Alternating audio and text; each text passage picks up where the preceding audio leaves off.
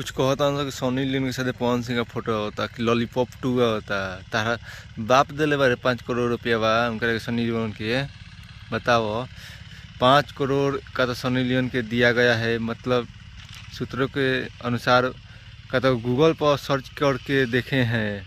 कबो तो पवन सिंह के बोल रहा ना कि हम 5 करोड़ दिले बानी सोनी लियोन के। आ तहनी के बारे से 2-4 गो चमचा करे वाला वो पवन सिंह पूरा जाना तरह से, ख्याल पवन सिंह पूरा रखा तरह से। ठीक बा, पवन सिंह के तो आके लाइव कुछ कह सकता रहनू कि हम 5 करोड़ रुपया दिए हैं। वो तो कबू आके कहला ना दिले हुई तब हूँ आके ना कहले हुई कि आ तहनी के पूरा छटपटा रहल बड़ा सन। काहे खातिर छटपटा तरह से ये? पवन सिंह का बर्थडे है, बहुत अच्छा गीत भाई है, मानना पड़ेगा। गाना तो अच्छा है। कौन सा गीत है बहुत अच्छा है भाई। हम पवन सिंह गाना सुन के बहुत खुश हुए हैं।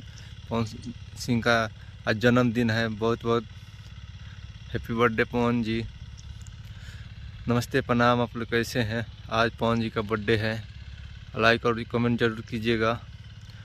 एक अनी के बारन से 2-4 गो चमचुतिया बारन सन की का बताएं। एक अनी के हम एक अपने आप के शेर समझता सन। तो पवन सिंह का बर्थडे कैसा लगल? बहुत अच्छा लगल हनु। तो हल्का मचा कर रख दिया है पवन सिंह। लाइक और कमेंट जरूर कीजिएगा। पवन सिंह के भाई आज बर्थडे है, कुछ तो गिफ्ट करना पड़ेगा आप लोग का। नहीं कीजिएगा तो बहुत गलत बात है।